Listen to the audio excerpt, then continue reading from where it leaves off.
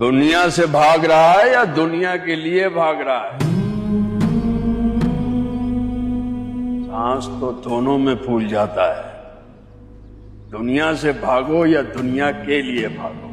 दुनिया की पहचान दुनिया में हो जाए तो इंसान सिर्फ अल्लाह का हो जाता है। इतना खुश नसीब नहीं हूं मैं तो अपने अल्लाह को नाराज कर बैठा हूं।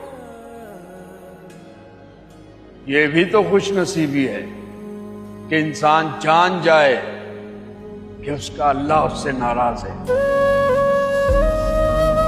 यहां तो हर आदमी अपनी अपनी दुनिया में मगन है। किसे फिक्र है कि उसका रब उससे नाराज है?